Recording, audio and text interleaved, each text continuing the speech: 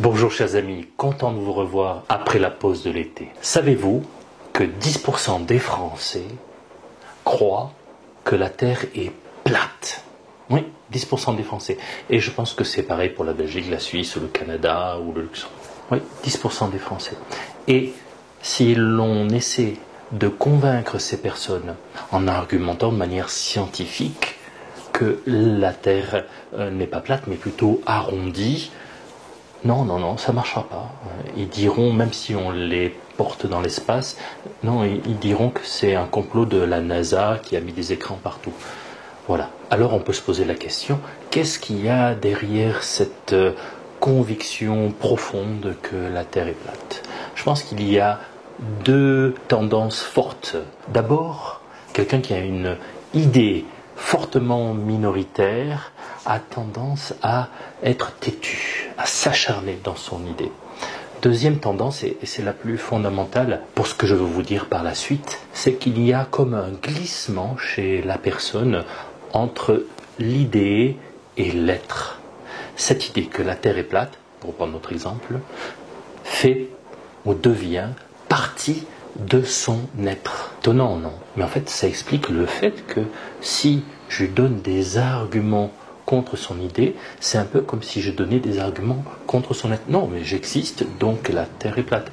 En résumé, à travers l'exemple de l'idée que la Terre est plate, ce que je veux vous dire, c'est que certaines idées très fortes, minoritaires, peuvent devenir comme l'être d'une personne. Et ça illustre l'Évangile. Comment? Eh bien, Jésus parle non seulement d'une idée, mais bien plus qu'une idée, un symbole, l'argent. Et l'argent est symbole du pouvoir, symbole de la liberté, symbole de tant d'autres choses. Beaucoup plus fort qu'une idée, l'argent. Et l'argent, dans ce que nous dit Jésus, et dans notre expérience, je pense, dans la mienne, je vois bien qu'il a tendance et qu'il a cette capacité à s'infiltrer dans notre être, peu à peu.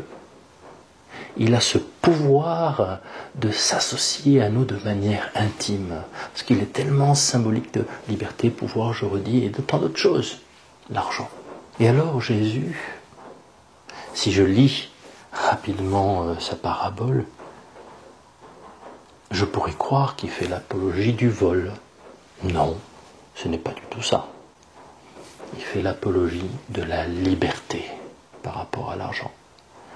Il sait bien que cet argent peut s'infiltrer dans nos cœurs et devenir notre raison d'être. Et il nous dit, avec un exemple extrême, que même le voleur, lorsqu'il se sert de l'argent comme un moyen, il fait bien. L'argent, moyen. Vous voyez, cette semaine, j'ai envie, avec vous, avec ceux qui le veulent, de me poser cette question sur l'argent. Est-ce qu'il est vraiment proche du cœur de mon cœur? Ou est-ce qu'il est resté un moyen? Je pense que c'est une bonne question en tant que chrétien à se poser cette semaine. L'argent, bon serviteur, mauvais maître. L'argent n'est pas notre être. Sinon, alors si l'argent est une de nos seules raisons de vivre, nous ne serions pas mieux que ceux qui pensent que la Terre est plate. Bonne semaine, soyez bénis, à très bientôt. Le roi de mon cœur soit la montagne qui m'élève, la source qui